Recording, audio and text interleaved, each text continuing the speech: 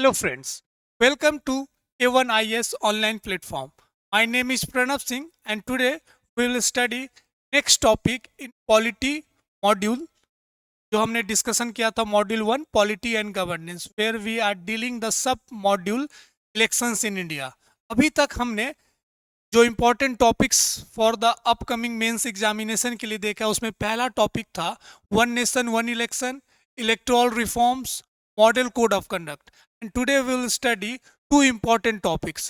First is this CEC act, chief election commissioner and other election commissioner act, and second topic will be discussed after this topic previous culture.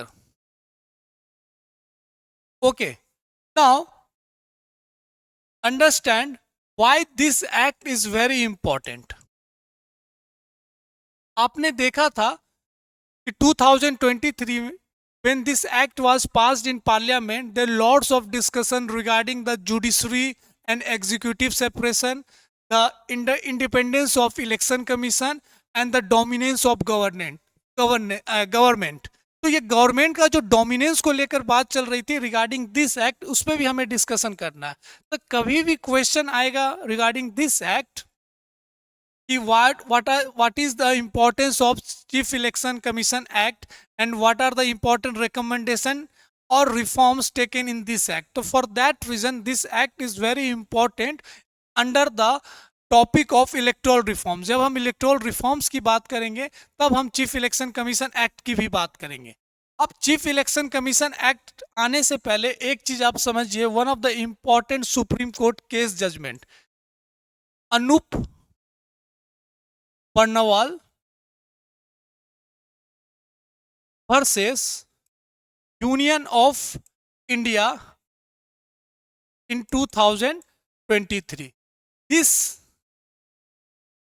case, and after this case the judgment was given by Supreme Court laid the basis for the upcoming bill. जो act की जो हम बात करते हैं वो act यहीं से निकल कर आया।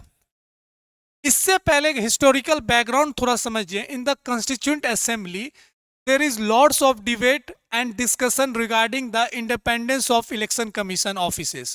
उन्होंने ये point out कर दिया there is the separation between executive power and the election commission to enhance and to improve the integrity and transparency of elections. तो वहाँ पे बहुत डिस्कशन हुआ कि कैसे अपॉइंटमेंट कमिटी बनेगा, कैसे इलेक्शन कमिटी सिलेक्शन कमिटी बनेंगे।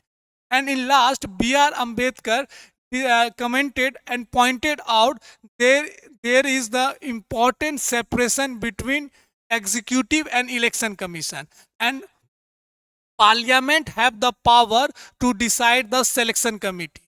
तो कॉन्स्टिट्यूएंट असेंबली में डिसाइड किया गया कि हम आने वाले समय में the whole discretionary power given to parliament to form the selection committee. When we adopt the constitution, वहां से लेकर till 2023 the appointment और selection committee never formed. तो जिसको लेकर हमेशा एक न्यूज बना रहता था रिगार्डिंग द इंडिपेंडेंस ऑथोरिटी और एक ऑटोनोमस बॉडी पे सवाल उठता था election commission. Last 10 year election commission में भी देखे आपने बहुत सवाल उठते हैं उनके पावर एंड फंक्शंस को लेकर, उनके रोल को लेकर। साथ साथ में सिलेक्शन ऑफ प्रोसीजर जो बना हुआ था एक्ट से पहले उस पर भी बहुत सवाल थे। वो कैसा प्रोसीजर था पहले ये समझिए। पहले इलेक्शन कमिश्नर्स एंड जो चीफ इलेक्शन कमिश्नर कैसे बनते थे, the prime minister and with their cabinet, जो उनकी काउंसिल मिनिस्टर्स थे वो डिस्कशन करके एक नाम रिकमेंड किया जाता था प्रेसिडेंट को, and last president form election commissioner. उसमें से जो सीनियर मोस्ट होते थे वो चीफ इलेक्शन कमिश्नर्स थे। तो prime minister with discussion with council of minister recommended a name to president, and president is bound to agree on this name and he give the post to the particular candidate as a election commissioner और chief election commissioner. तो ये procedure follow किया गया था। और constituent assembly में यहाँ तक अपने संविधान में भी वहाँ पे एक लाइन लिख दिया गया था अंडर 324 में कि आने वाले समय में parliament will form the selection committee.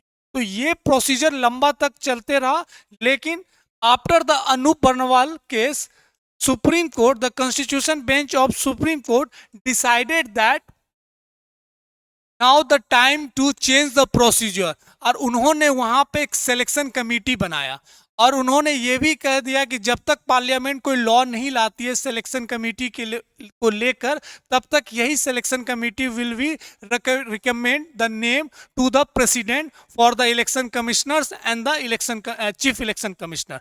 तो यहां से जो सिलेक्शन कमेटी निकल के आता है, selection committee, what supreme court have given the verdict, the selection committee में कौन बैठेंगे? The prime minister, CJI and plus leader of opposition Lok Sabha.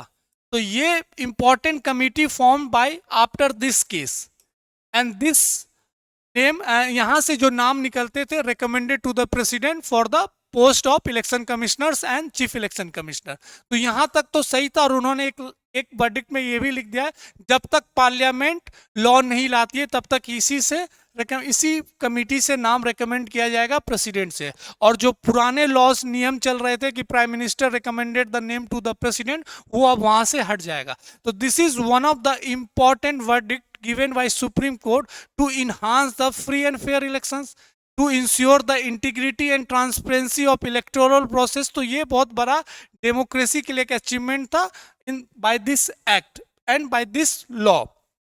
Now in 2023 में जब parliament have passed one important act जिसके बारे में आज हम डिस्कस करेंगे, चीफ इलेक्शन कमीशन एक्ट, उससे पहले एक चीज समझिए, various committee and various supreme court judgement और रिपोर्ट्स जो उन्होंने पहले भी बहुत बार रिकमेंड किया गवर्नमेंट ऑफ इंडिया को regarding the selection committee. In last जब सुप्रीम कोर्ट को जुडिशियल एक्टिविज्म यूज करते हुए एक सिलेक्शन कमेटी बनाना पड़ा, then government of India decided कि अब हमें एक बिल लाना होगा। आफ्टर दैट 2023 में one important bill was passed by parliament and after giving the president assent, this act now final for the procedure to select election commissioners and chief election commissioner। तो जो हम various committees की बात करते हैं उससे पहले एक समझिए कि वो कमिटीज कब कैसे, to understand this thing you have to, ये आपको पहले समझना चाहिए कि क्या क्या कमेटी आ चुके हुए। पहला कमेटी जो हम बात कर रहे हैं वो है Goswami committee. We have already discuss in the electoral reforms. Electoral reforms में भी हमने दिनेश गोस्वामी कमेटी के बारे में बात किया था, वहां पे उन्होंने टर्म यूज किया था इलेक्टोरल रिफॉर्म्स। इन्होंने भी बोला कि जो सिलेक्शन कमेटी होगा वो ऐसा होना चाहिए, for chief election commissioner CGI plus leader of opposition Lok Sabha, and for election commissioner CGI plus leader of opposition Lok Sabha and plus chief election commissioner. जब इनके बाद जब चीफ इलेक्शन कमिश्नर हमें यहाँ मिल गए तब वो यहाँ पर बैठेंगे। तो this is the important suggestion given by Dinesh Goswami in 1990।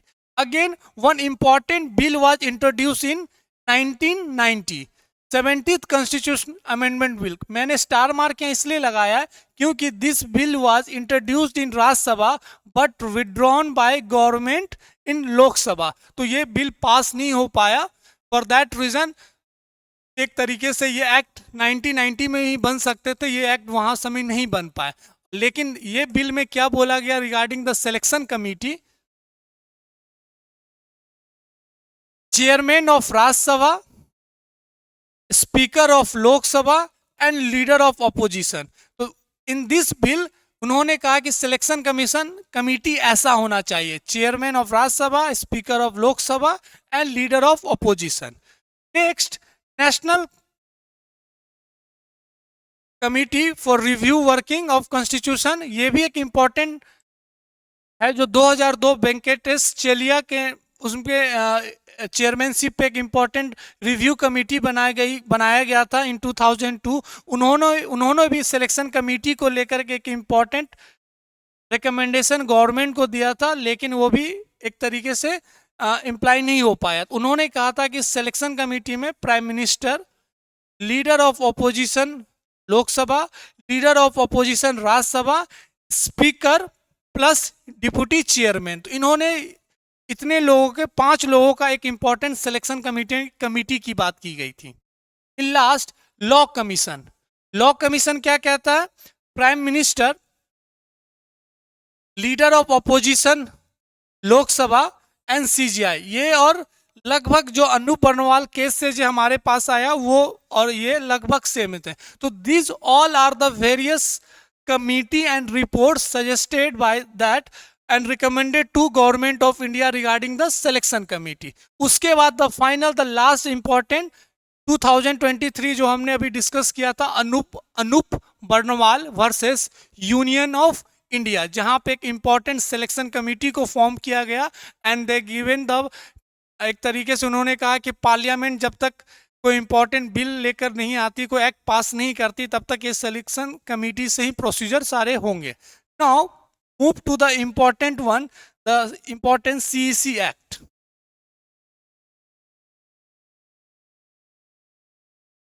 CEC act passed in 2023।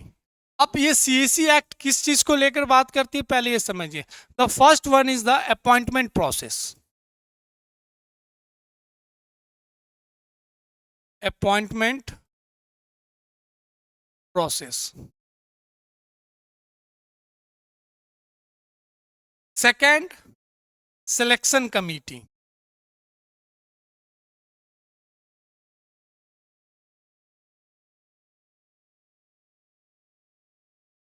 Third, search committee.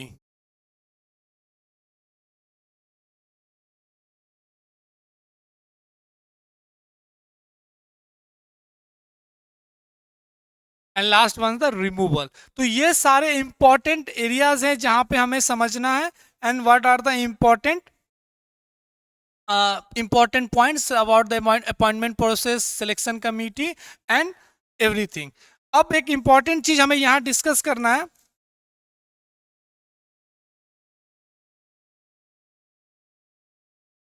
This act, chief election commission act 2023। Appointment process में यह कहा गया the election commissioner and chief election commissioner will be appointed on the recommendation by selection committee, on the recommendation by selection committee by president। तो president will appoint election commissioner and chief election commissioner on the recommendation of selection committee। तो जो selection committee Anoop Varnwal case में था और ये selection committee में कुछ difference थे कि चेंजेस लाए गए थे।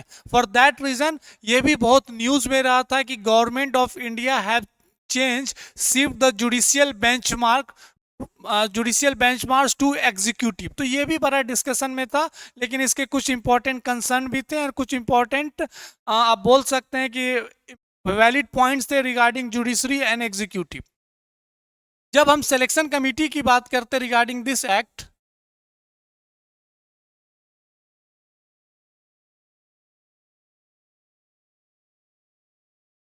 यहां पे prime minister plus union cabinet minister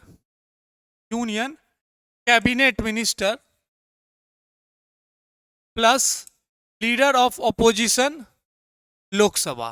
तो ये सिलेक्शन कमेटी फॉर्म किया गया था बाय दिस एक्ट और दिस अपॉइंटमेंट प्रोसेस। तो ये this is the important one, जो एक डिफरेंस था सुप्रीम कोर्ट के इंपॉर्टेंट जजमेंट के बाद। तो prime minister, union cabinet minister and leader of opposition Rajya Sabha, this will recommended name to the president for the appointment process.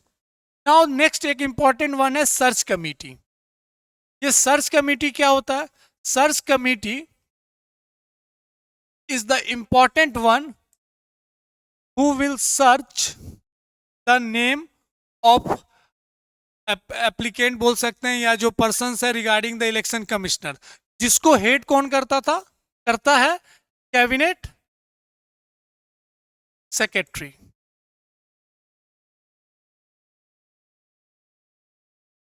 और उसमें बहुत सारे मेंबर्स बैठते हैं, जो मेंबर्स बैठेंगे that will be hold rank of secretary level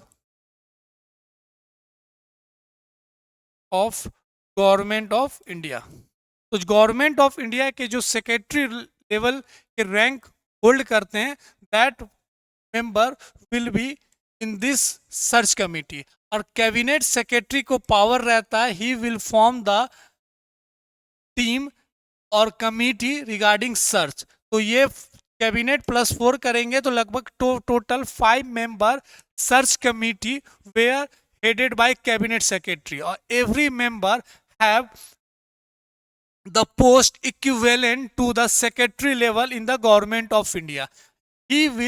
This committee will recommend name to search committee, and search committee will recommend to the president of India regarding election commissioners and chief election commissioner. अब ये सवाल उठकर आता है, अगर ये इन्होंने किसी का नाम रेकमेंड किया तो क्या वो बाइंड है for the search selection committee?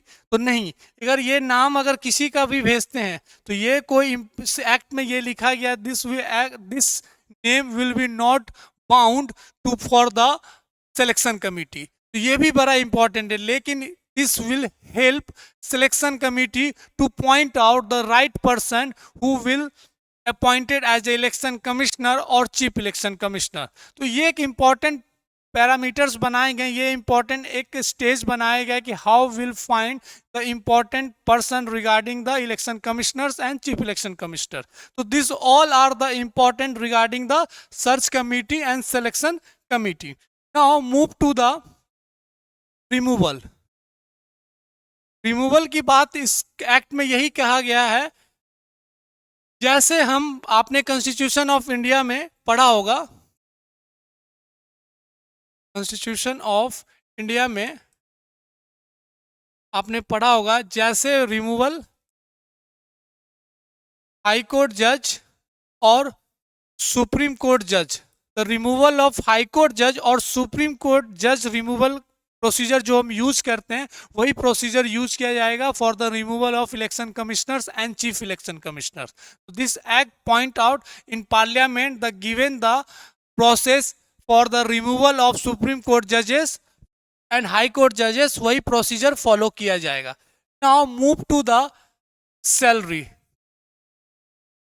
Salary को लेकर यहां पे ही बात किया गया था। पहला जो बिल पास हुआ था, जो पहला बिल पास हुआ था जब एक्ट बना था, तो first time they given the salary equal to cabinet secretary, but after taking some amendment in this act, now the salary of election commissioner will be equivalent to judges of Supreme Court. Okay, so this is the important one regarding Election Commission Act, or we can say Chief Election Commission Act, जहां में हमने appointment process के बारे में पढ़ा। वहां पे हमने देखा कि how the selection committee will work, how search committee will work, and important removal process and salary. So this act is very important, and this act replaces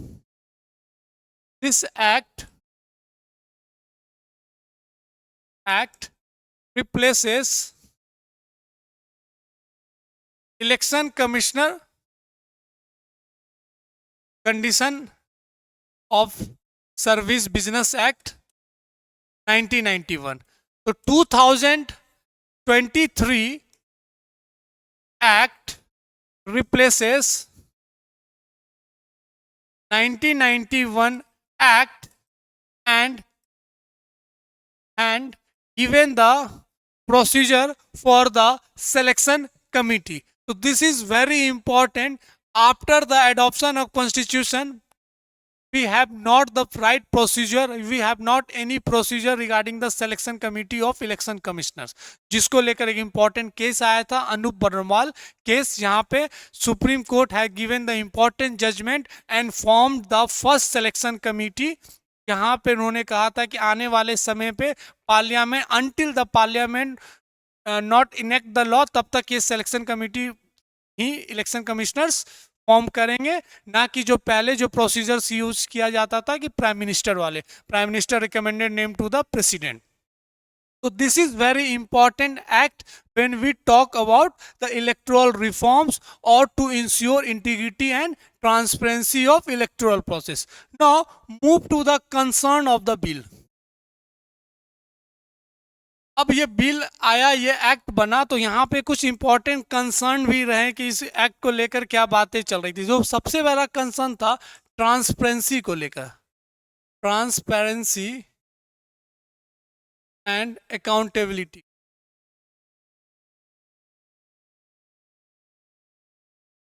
क्योंकि आप देख रहे हैं ये जो सिलेक्शन कमेटी बना है, where prime minister plus union cabinet minister plus leader of opposition Lok Sabha. अब इसमें एक पॉइंट और भी लिया है, द नेम विल बी, जो ये नेम रेकमेंड करेंगे president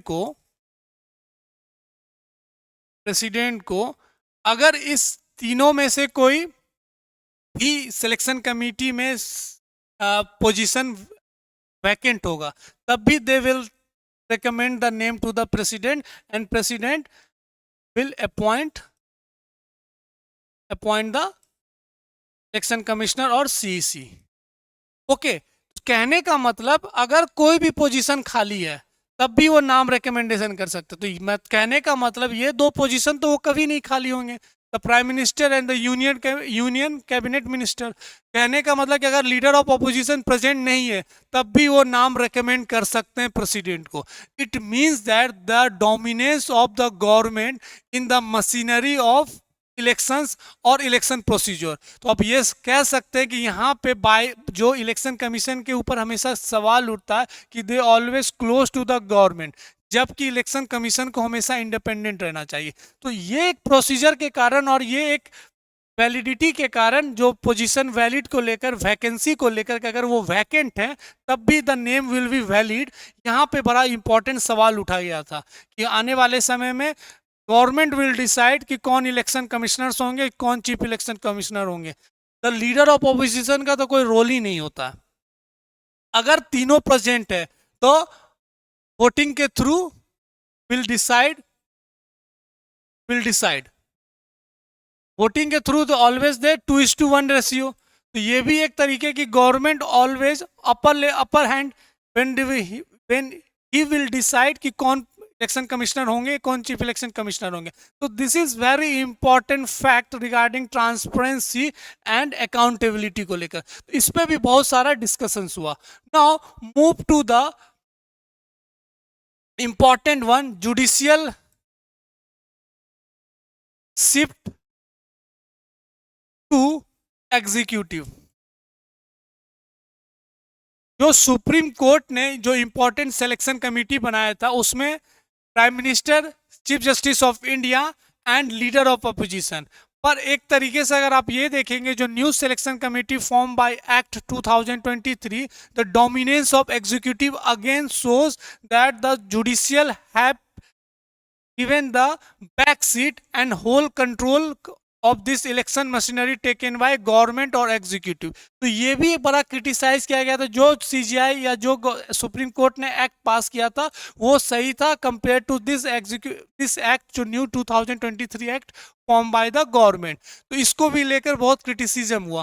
now move to the important one, third important regarding the concern independent mechanism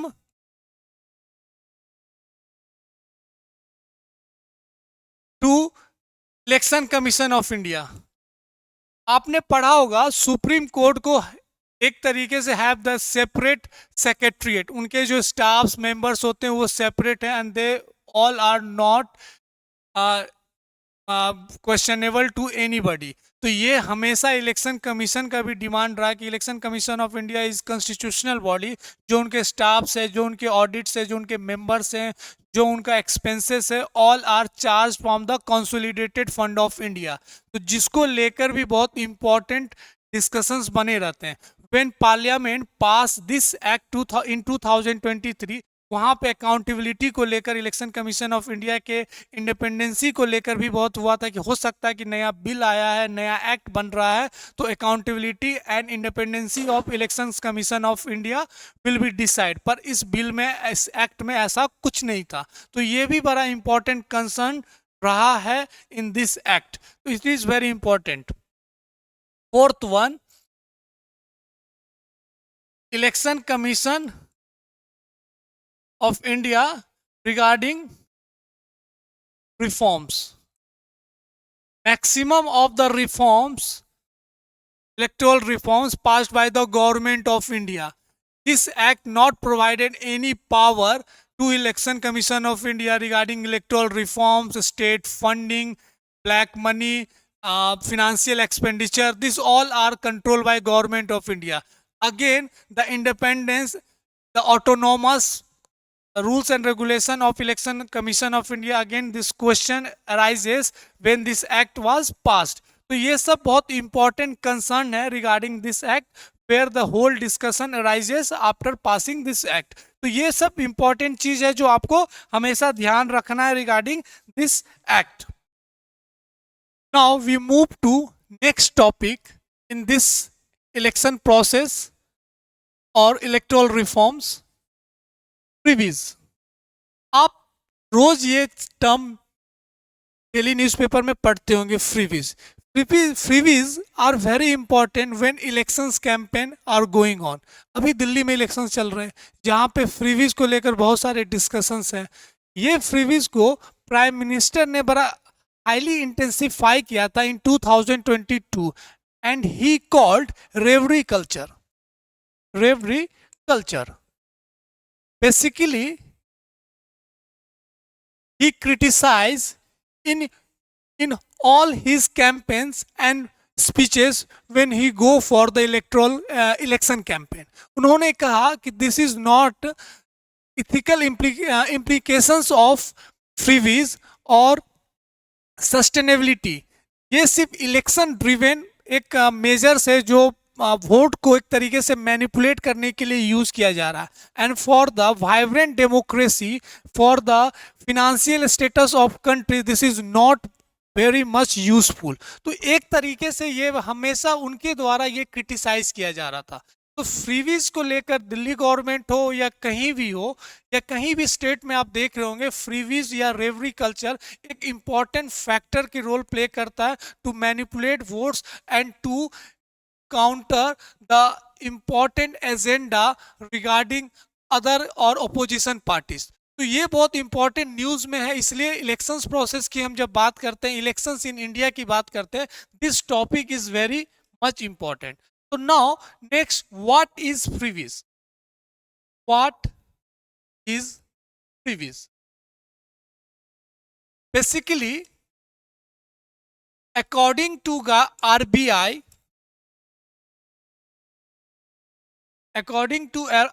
उन्होंने जो डिफिनेशन दिया फ्रीबीज के लिए, as a public welfare measures which are charged, which are not charge. आप बोल सकते हैं कि जो फ्री ऑफ कॉस्ट जो भी वेलफेयर मेजर्स प्रोवाइड किया जा रहा है उसे हम फ्रीबीज कहेंगे। And this definition given by RBI. तो RBI define freebies as a welfare measures without charging any amount. तो दिस इज वेरी इंपॉर्टेंट। दूसरा एक इंपॉर्टेंट फ्रीबीज को लिया बोला जाता है कि this is not a illegal and corrupt method और technique used in the election. Election Commission also not criticize freebies or revelry culture, as well as there is no any model code of conduct regarding freebies को लेकर। बस elections manifesto provisions जो निकालते हैं as the model code of conduct, उन्होंने बोला कि आप ऐसा प्रॉमिस कीजिए जो फिजिबल हो, जो आप अप्रूव कर सकते हैं, लेकिन कोई लीगल डायरेक्शंस या लीगल बैकिंग नहीं है कि आपने प्रॉमिस कर दिया और आप अगर वो पूरा नहीं कर पाते तो आप पे कोई लीगल चार्ज लगेगा। तो that why freebies also in the news, और जब इसके इम्प्लीमेंटेशन नहीं होते तो इस पर ज़्यादा कोई सवाल नहीं होता है। अगर आप फ्रीबीज को दूसरे पॉइंट ऑफ व्यू से समझे, this is short term measures measures without a long term without a long term agenda और long term स्कोप बोल सकते हैं। तो शॉर्ट टर्म के लिए ये अपनाया जाता है एज ए पॉपुलिस्ट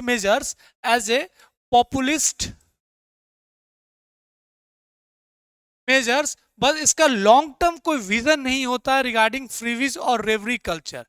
जब हम फ्रीवीज की बात करते हैं तो इसके बहुत सारे एग्जाम्पल्स हैं। ऐसा नहीं है कि आप लास्ट 2 3 4 5 सालों में फ्रीवीज या रेवरी कल्चर के बारे में सुनते हैं। व्हेन इंडिया गॉट इंडिपेंडेंस और जब पहला इलेक्शंस हुए थे भारत में फ्रॉम 1952, बहुत सारे स्टेट असेंबलीज में खासकर साउदर्न पार्ट में आप फ्रीवीज कल्चर को एक तरीके से इनिशिएशन देखेंगे। When we talk about the evolution of freebies evolution of freebies, it comes from beginning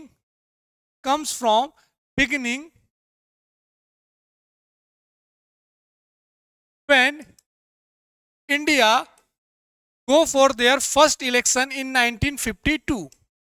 1952 में बहुत जगह सारे भारत में स्टेट असेंबली इलेक्शंस हुए और बेसिकली हम पहला एग्जांपल अगर आपसे पूछा जाए तो in the Tamil Nadu state that time known as a Madras state, this freebies culture started। Kumaraswamy करके एक वहाँ के बहुत बड़े लीडर थे, वहाँ उन्होंने एक इम्पॉर्टेंट इनिशिएटिव निकाला रिगार्डिंग दिस फ्रीबीज, जहाँ पे हम फ्री एजुकेशन की बात कर रहे थे, जहाँ पे हम फ्री मील की प्रोवाइड करने के लिए बात कर रहे थे, जो मिड डे मील स्कीम बन आगे चल के मिड डे मील स्कीम बना। तो फ्रीबीज कल्चर का अगर इनिशिएटिव इवोल्यूशन देखें, start from the beginning when India, जहाँ पे इंडिया पे इलेक्शन शुरू होते हैं। दूसरा अगर एग्जाम्पल देखिएगा, अन्ना मुद्राई इनिशिएटिव था जो 4.5 kg price where he charged ₹1। तो this all are the important initiative taken from the beginning. शुरू से ये इनिशिएटिव्स लिया गया जिसे हम फ्रीवीज बोलते हैं। दूसरा सबसे खास इंपॉर्टेंट एग्जांपल आप देखिएगा, द कम्पिटिटिव फ्रीवीज या competitive technique use in this election commission या इलेक्शन इलेक्शन कैंपेन में जो एक इंपॉर्टेंट इनिशिएटिव और कम्पिटिटिव टेक्निक यूज किया जा रहा है। जैसे आप यूपी के इलेक्शंस में देखेंगे, फ्री लैपटॉप बांटने का हो, फ्री साइकिल बांटने का हो, this all are the competitive technique और competitive freebies measures taken by particular party. Bihar में भी ये फ्रीवीज को लेकर बड़ा इंपॉर्टेंट एक चर्चा में रहा, when particular party call free bicycle to the girls after passing +2 exam. तो 12th के बाद वो बोर्ड देते हैं, उनके बाद उन्हें फ्री साइकिल देने की बात की गई थी। इसके 2 फायदे थे, इसके 2 कारण भी बताए गए। एक तो इनरोलमेंट बढ़े फॉर द हायर एजुकेशन, दूसरा एम्पावरमेंट की बात करें। तो this all are the example and evolution of freebies culture in India. Recent में Delhi is one of the best example, जहाँ पे फ्री इलेक्ट्रिसिटी की बात की जाती है, फ्री वाटर सप्लाई की बात की जा रही है, फ्री ट्रेवलिंग की बात की जा रही है। अब बहुत ऐसे एमपी स्टेट्स में देखे होंगे, वहाँ पे तीर्थ यात्रा फ्री करने की बात की जा रही है आफ्टर द 60 ईयर्स। तो this all are the freebies culture use in election campaign. Prime minister criticise तो करते हैं दिस रेवरी कल्चर, उनका कहना है कि सस्टेनेबिलिटी और इथिकल इम्प्लीकेशन इसका बहुत ही वीक है। For that reason this is not good for the democracy and financial. तो ये सब भी फैक्टर, लेकिन जब वो इलेक्शन कैंपेन हो, जब उनकी पार्टी इलेक्शन कैंपेन में जाती है, they also given provide this freebies culture. तो ऐसा नहीं है क्रिटिसाइज करना और उसे इंप्लीमेंट करना, क्योंकि मैक्सिमम ऑफ द वोटर्स इंतजार करते हैं इलेक्शंस के समय कि हो सकता है इस बार कोई गवर्नमेंट, कोई पार्टी हमें बहुत सारे फ्रीवीज अनाउंस करे जो आने वाले समय में हमें फायदा मिले। अब फ्रीवीज को लेकर 2 इंपॉर्टेंट स्कूल ऑफ थॉट है। 2 स्कूल ऑफ थॉट रिगार्डिंग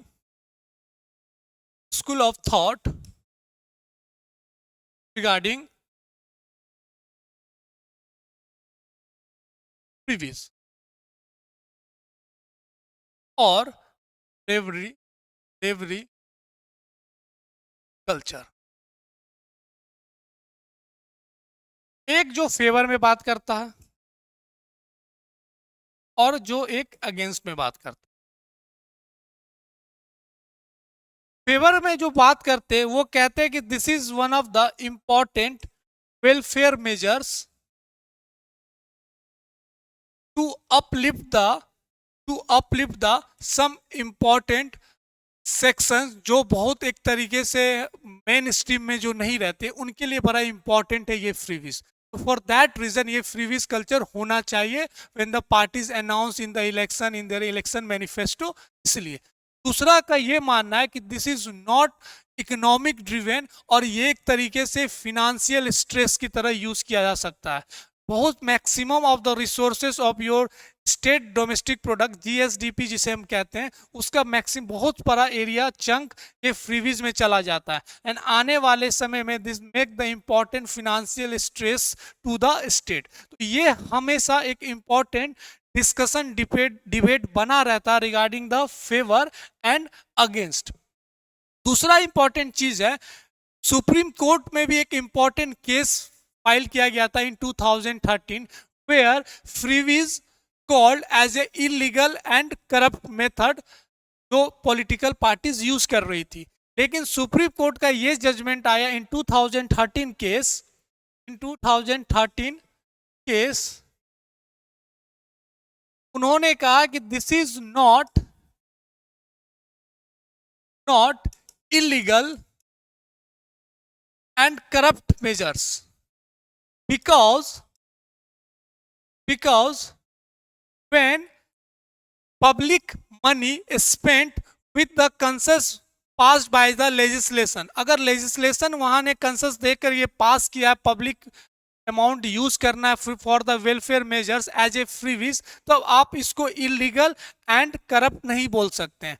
जहां पे उन्होंने एक इंपॉर्टेंट नोटिस भी निकाला था guidelines recommended to the election commission for the election manifesto. उन्होंने कहा था कि इलेक्शन मैनिफेस्टो में ये मेजर्स लिखे होने चाहिए कि जो आप प्रोमिसेस करते हैं वो एक तरीके से फिजिबल हो, जो आप आगे जाके पूरा कर सकते हैं। सिर्फ वोट पाने के लिए आप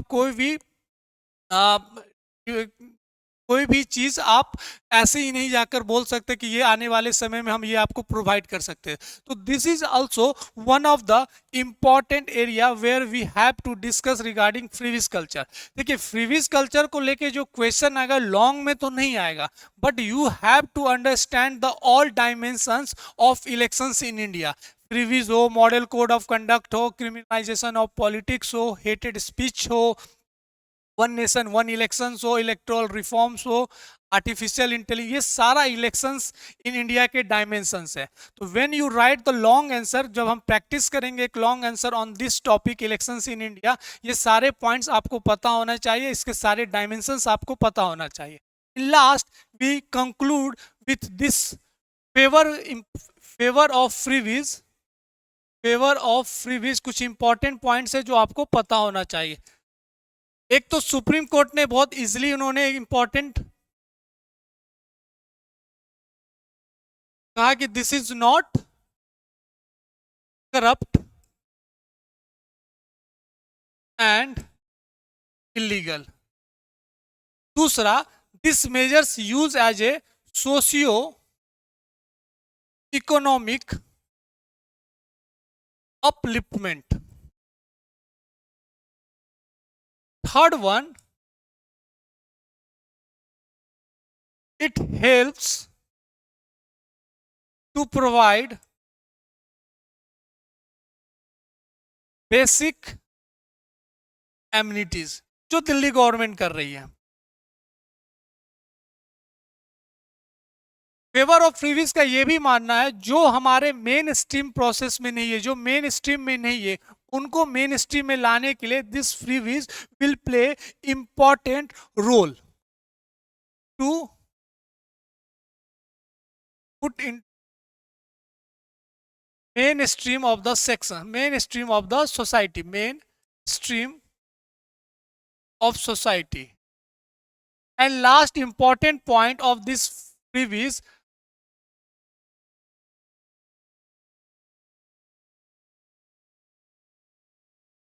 Last point, productivity enhancement. Productivity enhancement. This is also one of the important measures as a favoring freebies कि प्रोडक्टिव इन्हांसमेंट इससे बढ़ सकता है when we provide freebies और ये freebies कल्चर के through we enhance our productivity. So these all are the important when we talk about the favor of freebies or what are the importance of freebies. And last, when we talk about some against point regarding negative point of freebies, तो सबसे बड़ा चीज है तो this is make financial burden on state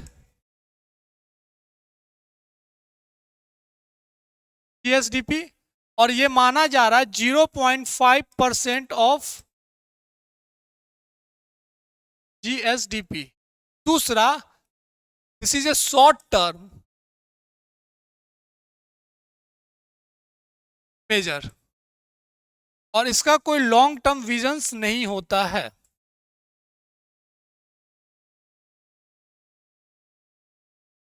having no strong will regarding implementation.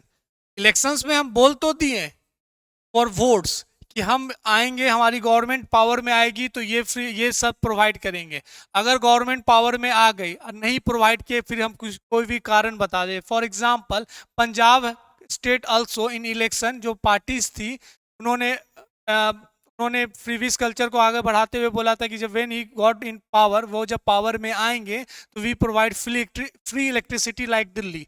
जब ये बातचीत हुआ, जब वो पावर में आए तो उन्होंने बहुत सारे कारण बता दिए. वी आर नॉट रेडी, हमारा जो फिनेंशियल स्ट्रेस है वो बहुत वीक है. तो ये भी एक बहुत इंपॉर्टेंट फैक्टर है जिसको लेकर हमेशा गवर्नमेंट अगेंस्ट में रहती है या जो स्कूल ऑफ थॉट्स हैं रिगार्डिंग अगेंस्ट ऑफ फ्रीबीज. तो this all are the important point regarding freebies. जब क्वेश्चन आए फ्रीबीज के बारे में रिगार्डिंग डिफिनेशन तो वी ऑलरेडी अंडरस्टैंड आरबीआई से क्या बोलती है. इलेक्शंस कमीशन ऑफ इंडिया क्या कह रही है कि however this is not well defined the election campaign और इलेक्शन कमीशन ऑफ इंडिया. तो फ्रीबीज को लेकर कोई स्पेशल डेफिनेशन नहीं है. दोनों का मानना है, इलेक्शन कमीशन ऑफ इंडिया का मानना है, साथ में सुप्रीम कोर्ट का मानना है कि this is not illegal and corrupt practices. Not illegal and corrupt practices. दूसरा हमने फ्रीबीज के बारे में पढ़ा प्राइम मिनिस्टर के इंपॉर्टेंट स्पीच और डिबेट थॉट्स के हिसाब. This is known as a revdi culture. दूसरा इंपॉर्टेंट है, इसके दो इंपॉर्टेंट स्कूल थॉट्स जो फेवर में बात करता है एंड अगेंस्ट में. तो this is very important and one of the populist measures use in election campaign when electoral process is going. This is another topic we have to discuss regarding elections in India in our module polity and governance. तो ये एक छोटा सा topic था, very important, you have to understand. कुछ basic points आपको पता होना चाहिए. In next class we will study artificial intelligence and something about the hate speech. And एक लास्ट टॉपिक बच जाएगा हमारा inner party democracy and political party. So दो important topics elections in India जो हमारा रह चुका है, जो आने वाले क्लासेस में will complete. After that elections in India के सारे boundaries we will cover. Okay, see you in next class. अच्छे से पढ़िए. नाउ द रिजल्ट आ चुका है. Try to write more answer and practice more answer and focus to your mains examination. Thank you.